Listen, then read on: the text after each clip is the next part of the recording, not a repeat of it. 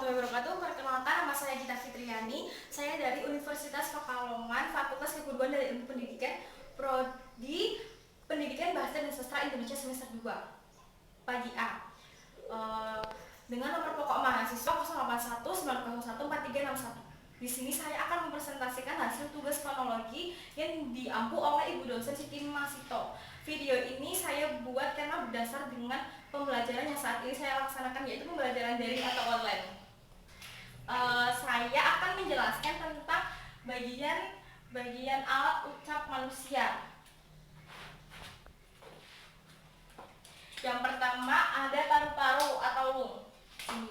Paru-paru atau lung itu berfungsi untuk pernafasan. Arus udara pernafasan itulah yang menjadi sumber syarat untuk terjadinya bunyi. Kemudian ada batang tenggorokan atau trakea, merupakan jalan masuk udara menuju paru-paru.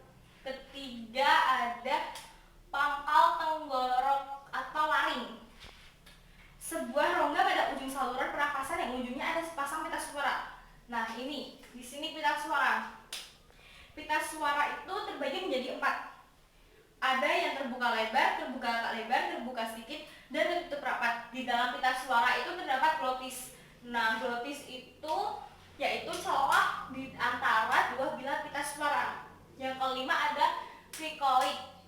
Kemudian ada lepung atau tiroid. Ketujuh ada arytenoid. Arytenoid itu adalah sebuah sistem otot yang dapat bergerak mengatur gerakan pada sepasang pita suara yang dapat membuka lebar, membuka menutup, dan menutup rapat.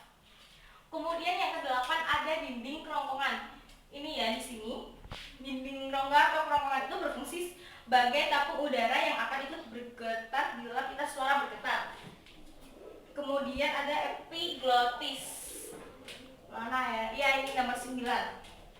Epiglotis itu berfungsi untuk menutup dan membuka jalan nafas, yaitu jalan udara menuju ke paru-paru. Kemudian yang ke-10 ada akar lidah atau root of the tongue.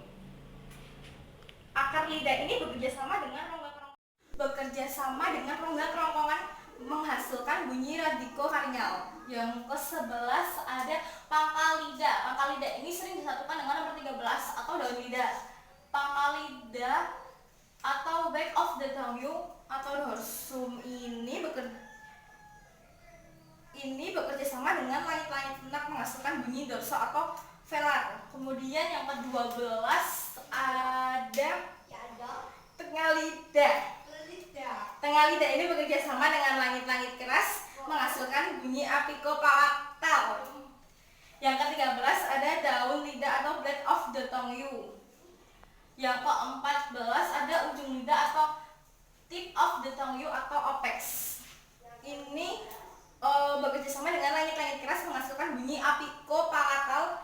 Ujung lidah juga dapat pula bekerja sama dengan gusi dan gigi atas. Yang ke-15 ada anak teka atau ufula. Anak teka atau ufula ini adalah organ yang menggantung di antara mulut dan tenggorokan. Yang ke-16 ada langit-langit lunak atau soft palate atau velum.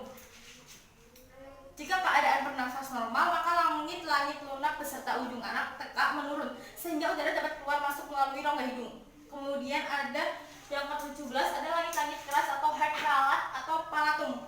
Ini adalah dalam pembentukan bunyi bahasa langit-langit keras sebagai artikulator pasif. Yang kemudian ada gusi atau ceruk gigi di sini.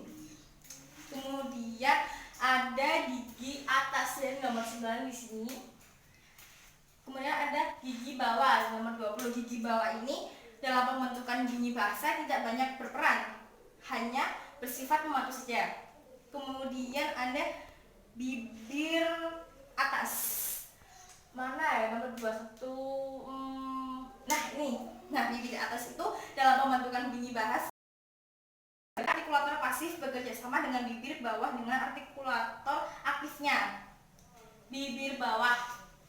Di sini bibir bawah ini juga dapat sebagai artikulator aktif yang bekerja sama dengan gigi atas. Hasilnya ialah bunyi labiodental. Kemudian ada mulut. Mulut ya ini. Kemudian Kemudian ada rongga mulut di sini. Nah, rongga mulut itu sendiri berperan dalam pembentukan bunyi vokal. Jika bentuk mulut membundar, maka akan menghasilkan bunyi vokal bundar atau bulat. Apabila bentuk mulut tidak bundar atau melebar, akan dihasilkan bunyi vokal tidak bundar. Sebagai bunyi umum yang dihasilkan di rongga mulut disebut bunyi oral. Dengan lawan bunyi nasal yang dihasilkan melalui rongga hidung. Nih, rongga hidung di sini. Baik. Yang kedua, saya akan menjelaskan juga proses pembunyiannya. Dalam proses pembunyiannya itu ada beberapa komponen. Yang pertama itu ada komponen subglotal. Komponen subglotal ini terdiri dari paru-paru, saluran bronkial, kemudian ada trakea.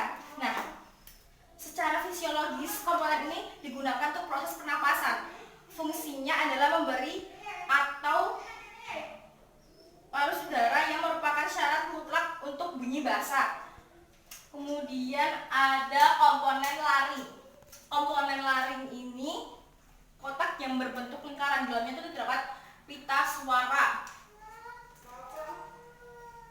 Pita suara laring berfungsi mengatur arus udara antara paru-paru, mulut, hidung. Pita suara dengan kelenturan bisa membuka dan menutup sehingga bisa memisahkan sekaligus menghubungkan antara udara yang ada di paru-paru dan ada di mulut atau rongga hidung. Bila klep dibuka lebar-lebar, udara yang ada pada paru-paru bisa berhubungan dengan ada di rongga mulut atau rongga hidung. Bila klep ditutup rapat, maka udara yang ada di paru-paru terpisah dengan yang ada di rongga mulut. Kemudian ada komponen supraglotal. Ini yang terakhir.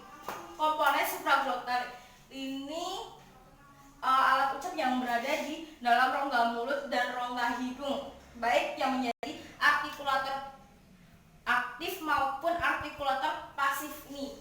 Nah, itu yang dapat saya jelaskan. Kurang lebihnya saya mohon maaf jika ada kesalahan baik dari tutur kata saya. Akhir kata, wabillahi taufiq wal hidayah. Wassalamualaikum warahmatullahi wabarakatuh.